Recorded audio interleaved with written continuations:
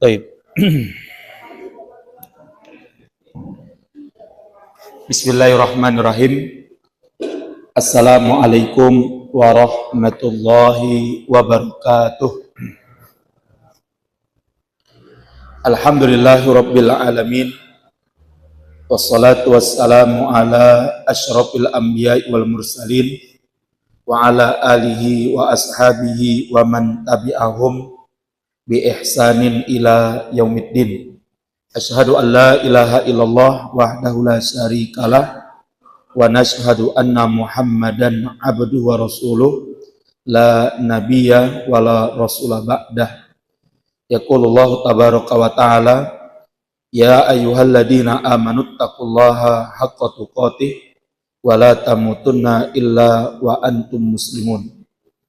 Wa qala Rasulullah sallallahu alaihi wasallam inna asdaqal hadisi kitabullah wa inna afdalal hadi hadi Muhammadin sallallahu alaihi wasallam wa inna syarrul umuri muhdatsatuha wa kullu muhdatsatin bid'ah wa kullu bid'atin dhalalah wa kullu dhalalatin finnar. Baik Bapak Ibu sekalian, para ikhwan wal akhwat jamaah salat Maghrib Islamic Masjid Islamic Center Siwal yang mudah-mudahan dimuliakan oleh Allah Subhanahu wa taala. Alhamdulillah pada malam hari ini kita kembali bersyukur kepada Allah Subhanahu wa taala bisa sama-sama melaksanakan sholat Maghrib berjamaah dan kemudian kita duduk sejenak untuk melanjutkan kajian kita. Dan pada malam hari ini kita akan khusus membahas beberapa masalah atau beberapa hukum berkaitan dengan siyamur Ramadan, berkaitan dengan puasa Ramadan, karena ada kaidah di kalangan para ulama, al-ilmu muqtadul hali. Nah, ya. Jadi ilmu yang utama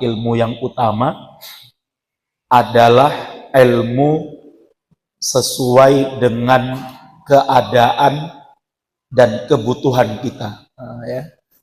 Jadi ilmu yang paling afdol untuk sama-sama kita pelajari adalah ilmu sesuai dengan keadaan dan kebutuhan kita. Nah, ya.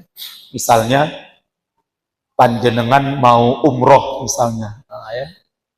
Maka ketika itu ilmu yang paling afdol adalah ilmu tentang umroh. Nah, ya.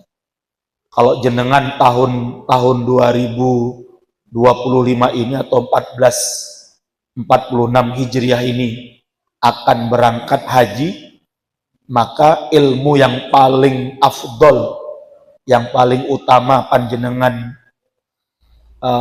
cari dan panjenengan pelajari adalah ilmu yang berkenaan dengan haji dan hukum-hukumnya. Nah, ini penting, ya.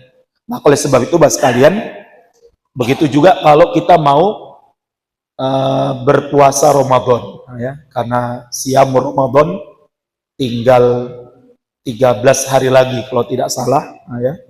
Ini sudah tanggal 15 ya, sudah tanggal 16 Sya'ban ya, berarti ya sekitar 13 hari ya.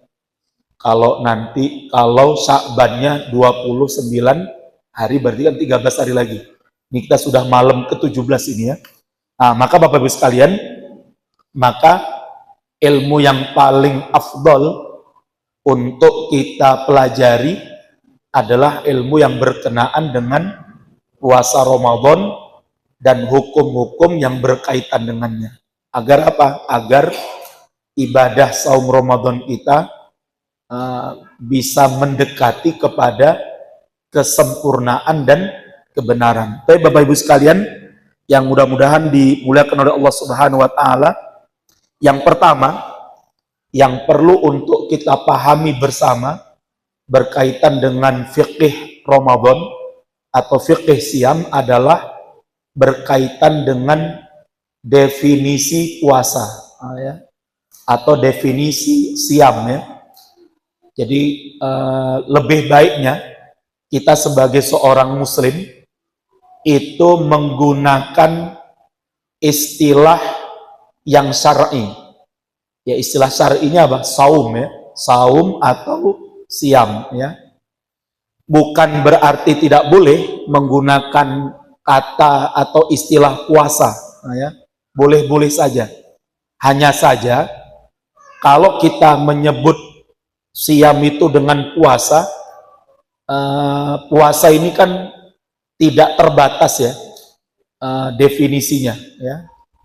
Ada orang yang ketika malam menyambut malam Syuro ya, mereka jalan kaki dari Pacitan ke Solo ya, untuk mengikuti ya, kebo kirap kebo ya.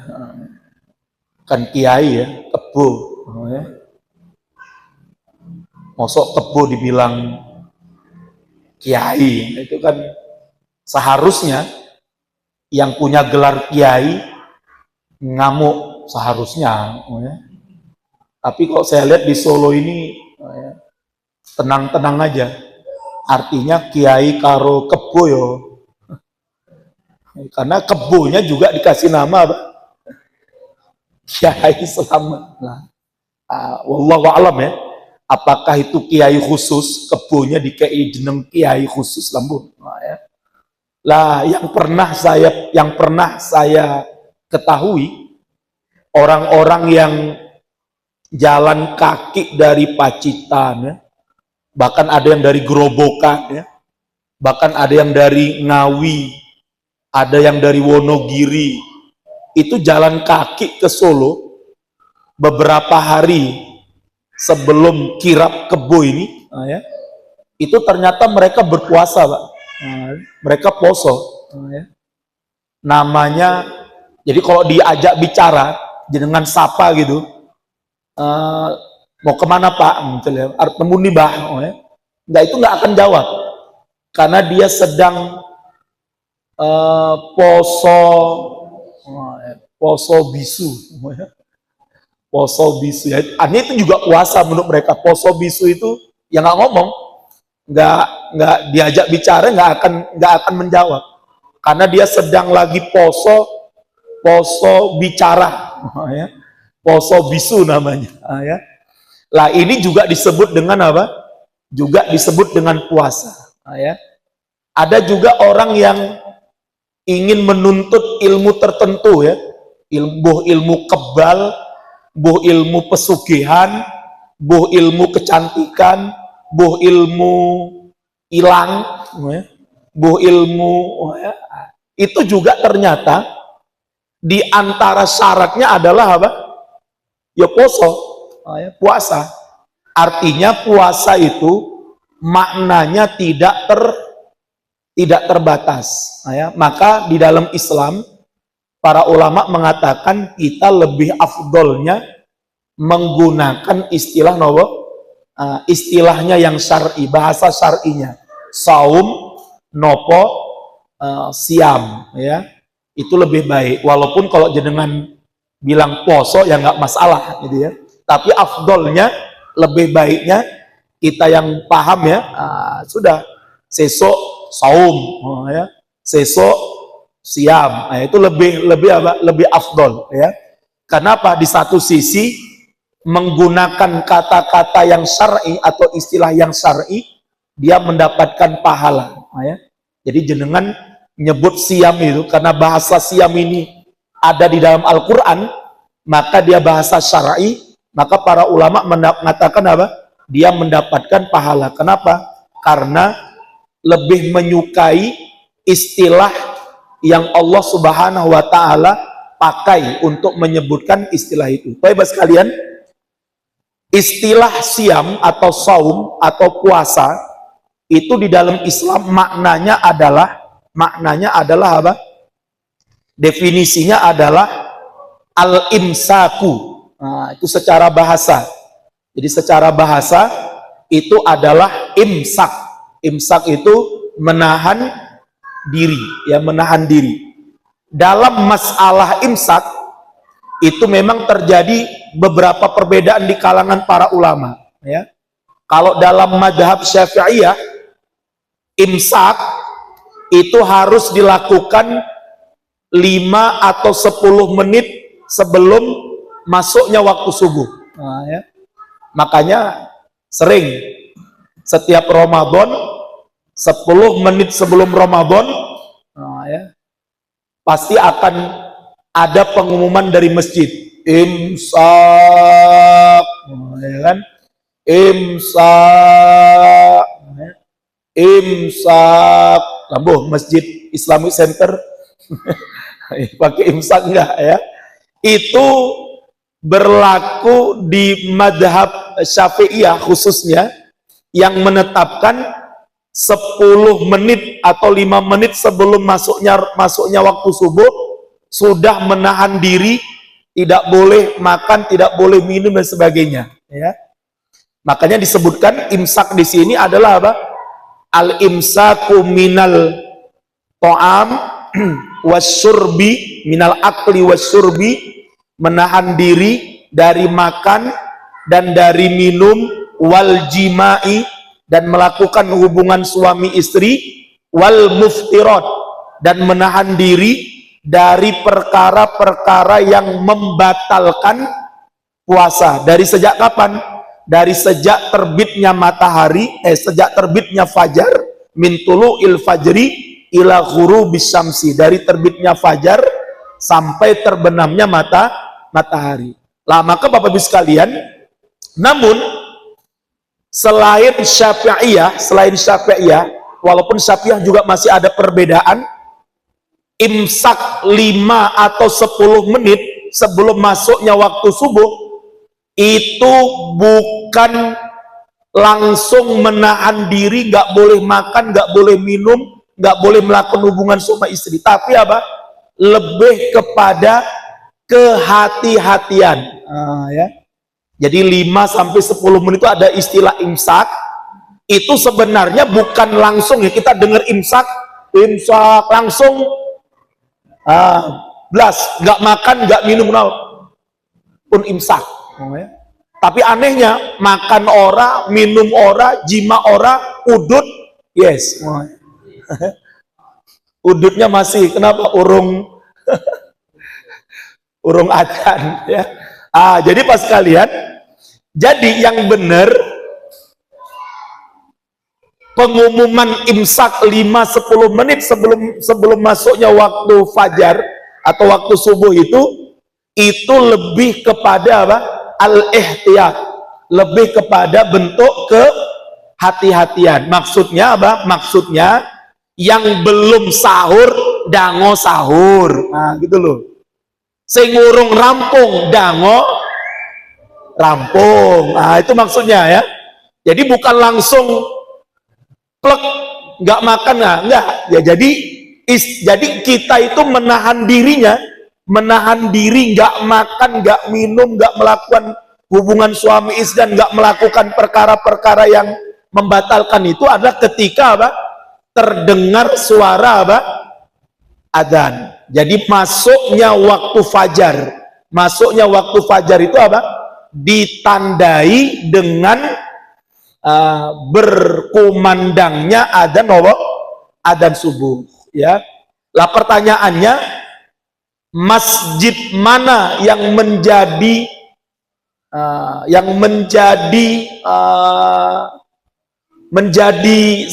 acuan kita? Itu penting, Pak. Ya, ini penting ya.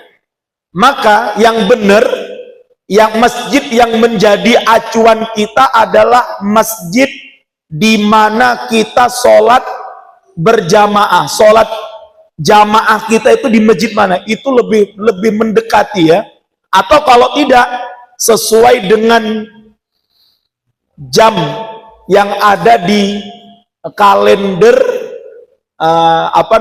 imsakiyah yang ada di rumah-rumah kita. Tapi kalau patokannya adalah masjid, kita cari masjid yang itu menjadi tempat sholat kita, itu lebih tepat ya. Jangan patokannya kalau sahur golek masjid sing paling keri aja nih, kalau buka cari masjid sing paling dhisik. Ini tentunya nggak benar ya. Ini tentu kalau iftar buka sing paling dhisik yo Irian Jaya. Kok malah 1 jam sebelum udah buka kan? Nah, jadi ini penting ya. Jadi setiap kita itu, Pak, harus menentukan. Karena masjid kita ini kan beda-beda tuh anunya, adzannya ya. Ada yang memang pas adzannya, ada yang pas adzannya, ada yang kalau Muhammadiyah dulu pernah ngumumkan ya. Dulu Muhammadiyah, nggak tahu sekarang masih dipakai atau belum, masih dipakai atau enggak. Dulu Muhammadiyah pernah menetapkan untuk waktu subuh itu mundur 7 menit. Bukan mundur ya, mundur ya. Mundur 7 menit. Saya nggak tahu, coba yang masih berlaku nggak itu. Nah, ya. Artinya kalau jenengan patokannya adalah masjid Muhammadiyah, misalnya kalau Waru, Masjid At-Taqwa misalnya, masjid Jami Waru ya. Itu Muhammadiyah misalnya kan. Dulu Muhammadiyah pernah mengeluarkan edaran waktu subuh Indonesia setelah dihisap oleh tim ru'yat hisab dan falakiyahnya Muhammadiyah. Waktu subuh Indonesia itu pernah dikaji oleh Muhammadiyah, kecepatan berapa menit? 7 menit kalau tidak salah saya. Sehingga di masjid Muhammadiyah yang saya tahu, kalau itu masih berlaku loh ya, itu kalau waktu subuh dia beda dengan masjid-masjid yang lainnya selama berapa menit? 7 menit. Nah ya, 7 menit. Maka ini tentunya sesuai dengan yang menjadi keyakinan jenengan. Kalau jenengan memang melu Muhammadiyah, ya sudah, berarti apa? Berarti kalau jenengan sholatnya di Masjid Muhammadiyah 7 menit setelah yang lainnya adzan, itu baru apa? Baru adzan. Saya pernah, Pak, karena saya pernah ngisi satu kajian di waktu subuh. Saya telat ya. Jadi saya berangkat dari rumah tuh udah adzan. Waduh, telat ini. Ya. Ngisinya di makam haji sana, dekat Masjid Muhammadiyah ya. Saya kira saya udah telat itu ya. Karena saya berangkat dari rumah itu masjid di sekitar saya semuanya sudah apa? Sudah adzan. Wah, ini berarti udah adzan nih sampai. Lah ternyata sampai saya di masjid itu, saya tanya, udah adzan, Pak? Dereng. Loh, kok dereng? 7 menit. Nah, artinya Masjid Muhammadiyah sebahagian yang saya tahu masih pakai itu. Lah maka Bapak sekalian, berbeda dengan NU ya. Kalau NU mengatakan apa? Waktu subuh yang sudah dikeluarkan edarannya oleh Kementerian Agama itu sudah masuk waktu subuh, itu sudah masuk waktu fajar. Artinya ketika jam sekian yang sudah ditetapkan oleh Kementerian Agama itu berarti itu sudah masuk fajar. Lah maka Bapak sekalian, ini penting bagi kita masing-masing ya, bagi kita masing-masing untuk menetapkan acuan masjid itu adalah apa? Masjid yang menurut kita pas adzannya, ya. Jangan cari masjid yang muadzinnya lelet, ya. Nopo meneh subuh, ya, muadzin turu se, akhirnya adzannya nopo, ya. Ada lagi kalau maghrib itu pernah saya temui itu. Saya pernah nemui beberapa masjid kalau pas iftar itu muadzinnya iftar tise, kono pun rampung pun kenyang baru adzan. Saya bilang, Mas ente keliru, saya bilang, ya. Karena jamaah di sekitar Anda ini nunggu-nunggu adzannya kok urung adzan. Lah ternyata muadzinnya Pak Ustaz, lah bukan masalah jenengan maaf kok, jenengan boleh minum aja dulu ya untuk membatalkan, karena sudah masuk waktu Anda minum dulu baru langsung adzan. Jangan ente minum maam pastel ya jamaah di adzan ya. Nah ini maka penting ya, makanya pentingnya kita itu punya muadzin yang benar-benar disiplin. Makanya dulu Pak, dalam pemerintahan Islam pada masa-masa dulu ya, ketika era kekhalifahan sejak era Rasulullah sampai eranya Turki Utsmani, muadzin itu pegawai negeri, Pak.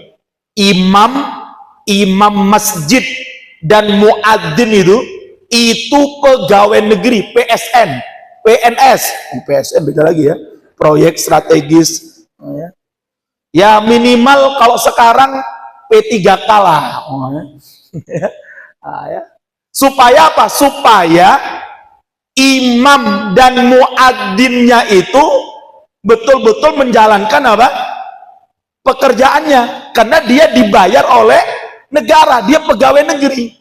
Jenengan kalau ke Malaysia, Pak, hampir semua imam dan muadzin itu diangkat menjadi apa?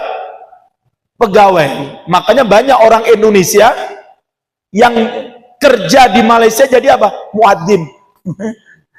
Dan itu digaji oleh negara, Lah, kita ini yang di Indonesia ini yang problematik, angel ya.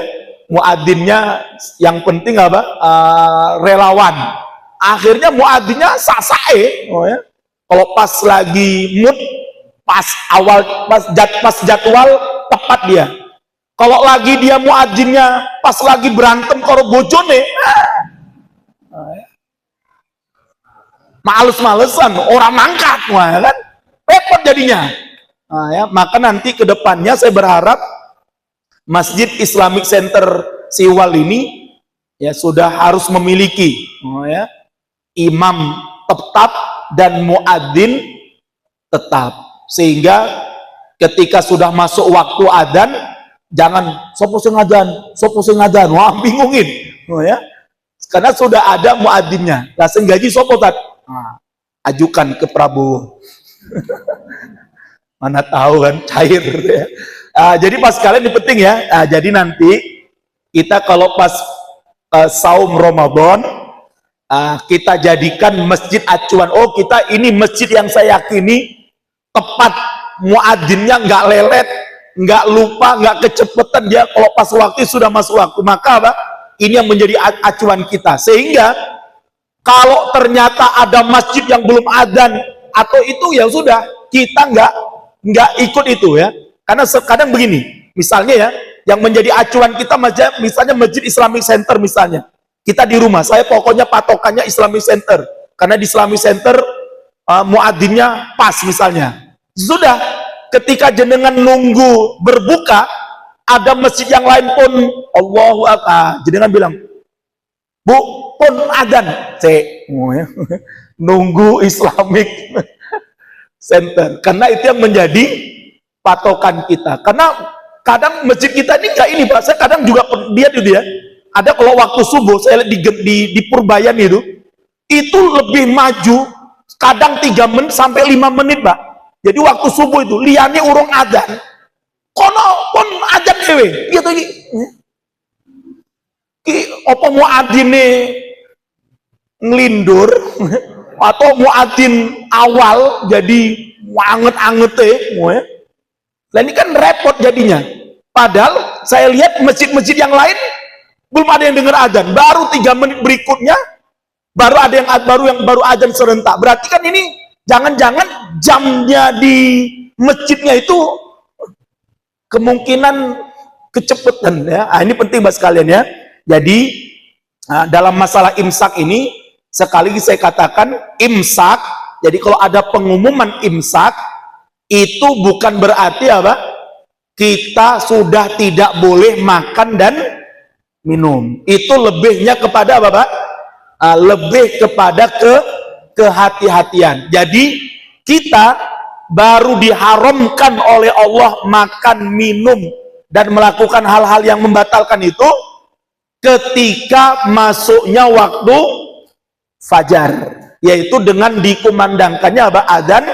Adzan subuh. Adapun 10 menit ada bunyi imsak itu sebatas nopo peringatan, kehati-hatian bagi yang belum puasa belum sahur dan sahur, yang belum serampung disegerakan rampung, karena 10 menit lagi sudah masuk waktu subuh. Kemudian ingat Pak sekalian, ternyata para ulama juga menekankan ya, menahan diri dalam berpuasa itu tidak hanya menahan diri dari perkara-perkara yang membatalkan puasa kita, tapi juga menahan diri dari perkara-perkara yang akan membatalkan pahala ibadah puasa kita. Jadi perlu diingatkan Pak ya, jadi puasa itu Pak nggak hanya sekedar menahan diri dari yang membatalkan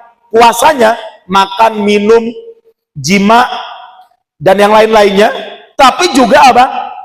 Kita juga diperintahkan untuk menahan diri dari hal-hal yang bisa membatalkan pahala puasa kita. Puasanya sah, tapi nggak dapat apa Pak? Nggak dapat pahala. Apa kata Rasulullah? Rubba so'imin, kata Rasulullah, laisa lahu min siyamihi illal ju'a wal atos. Berapa banyak orang yang berpuasa, berapa banyak orang yang saum, kata Rasulullah, berapa banyak orang yang berpuasa Ramadan nggak dapat apa-apa dari puasa Ramadannya kecuali nopo? Kecuali lapar dan dahaga. Eman-eman nopo Pak? Eman-eman betul? Eman-eman itu ibarat jenengan kerja di proyek sebulan muput orang untuk gaji ya. Padahal jenengan pun kerja pun, tapi ketika gajian kata kontraktornya, mohon maaf mas, jenengan nggak dapet gaji lah. Nah apa? Ada kesalahan-kesalahan jenengan yang memang nggak layak untuk digaji, kan? Lah maka Pak, ini juga penting ya. Makanya puasa Ramadan itu Pak nggak hanya sekedar puasa mulut, nggak makan, nggak minum ya, tapi juga puasa mulut dari ribah ya, terutama ibu-ibu ya. Nah itu seringkali ya, mumpung poso ya, ora umbah-umbah, ora masak, ora akhirnya nongkrong neng tonggo ya, nonggo ya, karena poso ya, isah-isah ora, umbah-umbah ora ya. Akhirnya kerjanya nopo? Jam itu nongkrong, nonggo. Kalau nonggo ngopo, mulailah itu gibahi, ngerasani fulan, ngerasani kono, ngerasani buri omae, ngerasani, sudah pagi-pagi sudah ghibah, pagi-pagi sudah nyerita. Ini sama aja ya, puasanya nggak dapat apa-apa, mau puasa ngerasani orang ya kan. Apa lagi Kita yang bapak-bapak juga ya, Ramadan puasa mata, puasa penglihatan. Jadi usahakan Ramadan TV mati, poso TV-nya. Apalagi sosmed, sosial media kita itu sering-sering dipuasakan. Apa meneh TikTok, YouTube, apalagi Instagram, supaya apa? Supaya ketika kita berpuasa tidak melihat hal-hal yang diharamkan oleh Allah. Ini kadang-kadang poso mas, poso neng omah dangdutan, neng omah sing ditonton film India, ya, film India udele ketok joget-joget ngene-ngene. Poso tontonane drakor, drama Korea. Nah ini berarti apa? Ini sama saja puasa, tapi sing didelok iklan sabun Lux. Ini ini berarti Mbak, kita khawatir naudzubillah min dalik. Makanya kita lihat tuh hadisnya Mbak, man soma Ramadhana imanan, barang siapa yang berpuasa Ramadan dengan penuh keimanan, wahtisaban, ihtisaban itu bukan hanya sekedar maknanya mengharap pahala, enggak. Ihtisab itu berhati-hati, bener-bener jogo, jangan sampai pahala puasa kita hilang. Nah, ini penting ya. Jadi oleh sebab itu bapak-bapak ya, maka mari kita berpuasa Ramadan itu betul-betul sempurna ya. Jadi puasanya zohiron buah batinan ya. Ya diusahakan ya. Diusahakan ketika Ramadan nanti kita puasa penglihatan ya. Puasa penglihatan itu bukan berarti meremtok, enggak ya. Artinya jangan sampai melihat hal-hal yang dilarang oleh Allah Subhanahu wa taala. Mendengarkan juga sama ya. Jangan sampai pas puasa Ramadan selalu yang didengarkan apa? Ya. Dangdut koplo ya. Dangdut Sera. Via Valen. Lapa Ustaz apa? Itu akhirnya, Mbak. Jadi Ramadan ini ngurungoke lah. Kalau Ramadan ya yang didengarkan apa? Bacaan Al-Qur'an. Jangan dangdutan wae. Nah ini tentunya khawatir kita nggak dapat apa-apa dari puasa kita kecuali lapar dan dahaga. Naudzubillah min dalik. Baik. Kemudian yang kedua, berkenaan dengan masuknya waktu Ramadan ya. Kemarin sudah pernah saya singgung ya, bahwasanya di dalam Islam para ulama memiliki dua pendapat tentang cara masuk bulan Ramadan ya. Yang pertama dengan metode ru'yat. Ru'yat ini berarti apa? Langsung melihat dengan mata kepala terbitnya hilal ya, terbitnya hilal, terbitnya bulan baru di ujung bulan Sya'ban ya, itu kan ya. Adapun selain kelompok yang pertama ini, ada kelompok yang kedua namanya kelompok hisab ya, yaitu metode hisab, yang mana mereka mengatakan melihat munculnya denyuman bulan baru itu nggak harus dengan mata kepala langsung, tapi cukup dengan apa? Hitung-hitungan falakiyah, cukup dengan hitungan hisab. Dan itulah metode ini yang diambil oleh Muhammadiyah kalau di Indonesia ya, sehingga Muhammadiyah sudah bisa memastikan puasa 1 Ramadan jatuh 1 Maret, nah ya, itu udah bisa. Bahkan Muhammadiyah sudah menetapkan 1 Syawal jatuh tanggal 31 Maret, itu udah bisa. Sehingga Muhammadiyah nggak perlu kok di akhir Sya'ban ya, melu-melu neng pantai, melu-melu neng atas gunung, delok-delok wis rosa. Kenapa? Pun cetol. Nah, gitu dia. Tapi mayoritas ulama nggak demikian. Hisab itu sebagai acuan.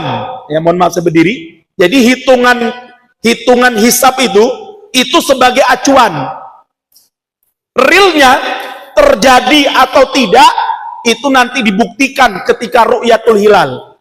Makanya sudah diumumkan oleh pemerintah Indonesia, oleh Kementerian Agama, sidang ru'yat wal isbat itu akan dilaksanakan tanggal 28 Februari. 28 Februari itu bertepatan dengan 29 Sya'ban, ya, sehingga nanti pemerintah biasanya sudah menetapkan sekian puluh titik ya, dari mulai Papua sampai yang namanya apa? Aceh. Makanya pengumuman isbat itu biasanya sekitar jam tujuan, Mbak, ya, jam 7 atau menjelang setengah 8 tuh baru pengumuman pemerintah. Kenapa? Karena pemerintah nunggu laporan dari Aceh, ya kan? Padahal antara waktu maghrib Jakarta dengan Aceh itu 1 jam. Ya, jadi kalau sekarang ya, tadi kita maghribnya jam berapa itu? Oh, ya. Tadi kita misalnya maghribnya jam 18 lewat 5 misalnya ya, lewat 5 menit ya, jam 6 lewat 5 menit. Di Aceh itu jam 7 lewat 5 menit tadi itu baru apa namanya, baru waktu masuk waktu maghrib. Nah, jadi kita ini udah hampir isya. Di Aceh itu baru persiapan sholat maghrib. Makanya seringkali kita tuh deg-degan wis arep isya ya, pemerintah belum mengumumkan. Kenapa pemerintah masih nunggu tuh laporan dari Aceh? Kelihatan orang, urung maghrib lah ya. Nah, ini dia. Jadi perbedaan seperti itu ya. Nah, namun biasanya pemerintah sebelum masuknya waktu isya itu biasanya sudah segera diumumkan, karena tinggal nunggu di Aceh aja. Aceh mengatakan nggak terlihat, sudah berarti tidak terlihat. Namun kalau tadi saya lihat dari hitungan hisabnya, ada kemungkinan tanggal 28 sore itu kemungkinan besar kelihatan apa? Kelihatan apa namanya, hilalnya. Kalau dihitung dari hisabnya ya. Kenapa? Karena sudah di atas 3 derajat. Maksimal itu 6 derajat ya. Kalau hitungan apa namanya, hisab global itu hilal bisa dilihat kalau dia sudah 6 derajat di atas ufuk, atau minim di atas 3 derajat. Tadi saya lihat hitungannya hisab Muhammadiyah dan pemerintah 28 sore posisi hilal itu sudah di atas 3,5 derajat. Berarti ada kemungkinan akan terlihat hilal di sore 28, sehingga bukan dipastikan ya bisa diasumsikan sementara insya Allah Ramadannya bakalan apa? Sama ya, jadi sama-sama tanggal 1 Maret, karena posisi hilal sudah di atas 3 derajat. Itu sama hitungannya antara pemerintah dengan Muhammadiyah. Tapi biasanya kalau di bawah 2 derajat, nah itu pasti akan terjadi perbedaan. Tapi Bapak sekalian, ini penting ya, sehingga tentunya, namun demikian, kalau kita mengikut makosid syariahnya, agar umat Islam ini bersatu ya dalam pelaksanaan puasa dan Idul Fitri, seharusnya memang kemarin sudah saya sampaikan ya, afdolnya pemerintah Indonesia itu menetapkan 1 saja. Mana? Apa mau diambil yang Muhammadiyahnya atau yang mau diambil ru'yatnya? Supaya apa? Supaya kedepannya tidak ada lagi ya, kita puasa terpisah dua kelompok. Nanti ba'do juga berbeda dua kelompok. Kenapa? Itu hanya terjadi di mana, Pak? Hanya terjadi di mana? Hanya terjadi di Indonesia.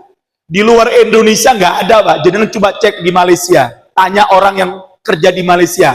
Apa pernah di Malaysia ba'dane loro ora ono? Jangan tanya di Brunei Darussalam ya. Apa pernah ada di Brunei Darussalam posone loro bed nggak ada. Mong Indonesia itu saking toleransinya itu. Pemerintah kita itu ya. Wallahu a'lam ya. Baik, kemudian yang selanjutnya ini penting juga ya. Kita berpuasa Ramadan ini, Pak. Terutama ketika kita membawa anak-anak ke masjid. Ini penting ya. Seringkali saya mendapatkan ibadah kita di bulan Ramadan, terutama sholat taraweh itu terganggu kehusuannya. Ini penting ya, disebabkan apa? Banyak orang tua bawa anak ke masjid tapi nggak tanggung jawab ya. Tekan masjid di colke ya. Sehingga anak guyu lari, bahkan naik mimbar halo ya. Apa ora remuk wih ya.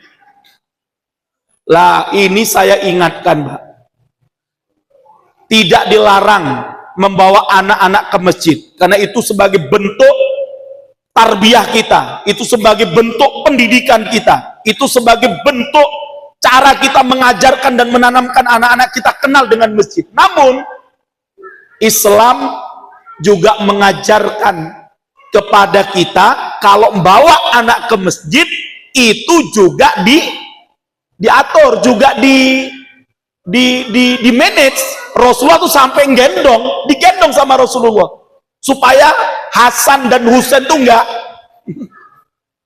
lari kemana-mana. Lah sekarang ini, Pak, apalagi Ramadan, kabeh nggawa anak tekan masjid dicolke, wah, pas sholat taraweh mengguri berantem nangis bengok, sing ngimami jadi budrak. Lah ini penting ya, nanti jenengan di masjid manapun perlu kita sampaikan, Pak, karena ibadah sholat itu nggak hanya sebatas kita sholat, Pak, kita butuh kehusuan. Jadi kalau pas sholat ngerungok ke anak lari lompat, tapi ada lagi yang lebih, yang anaknya terlalu apa ya, super apa, bukan operasi ya, itu sholat itu pas sujud ditendangin, kok diseneni mboe ngora trimo, kok anaknya diingatke pae ora trimo, seseorang tak ke masjid ya. Orang apa maju, imame terlalu, masa anak lari kono diseneni, weh aja lari ya. Sopo sing ora keloro-loro, bukan masalah keloro-lorone, lah kowe juga mbet keloro-loro makmum gitu loh ya. Betul, Bu? Oke, kurang boh ya. Jenengan ngorak bukan kerungu ya. Jadi ini penting ya. Jadi nanti kalau pas Ramadan, Mbak, bawa anak ke masjid. Ayo le, masjid. Tapi nanti di masjid dia nggak boleh lari-lari ya. Karena orang mau sholat. Pak, Gibi. Kalau nanti diajak temen jalan-jalan, wis, duduk ini ya. Nah itu penting ya, supaya Allah sekalian, supaya kita menjaga keutamaan dan kehusuan sholat di masjid dengan menjaga anak-anak kita. Bukan berarti saya melarang, Mbak, enggak ya.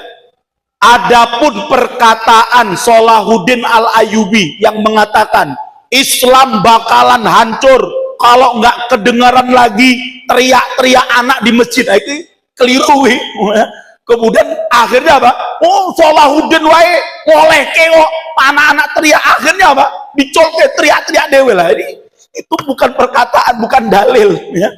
Maksudnya Salahuddin itu bukan teriak-teriak, tidak lagi mendengar canda tawanya anak-anak. Itu maksudnya apa?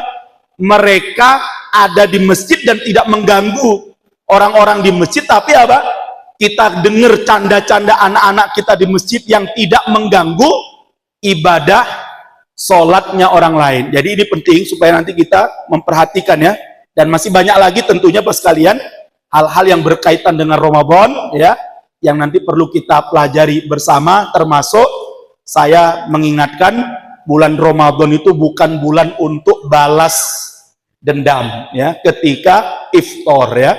Jadi seringkali kita pas mau iftar itu, apalagi tahun ini kemungkinan akan berdiri di mana-mana orang jual takjil ya, sehingga nanti orang kalau pas Ramadan itu menjelang Ramadan sudah ya, pinginnya semuanya diminum, tuku es jeruk, es teh jumbo ya, es degan, es kolak, es semua ya.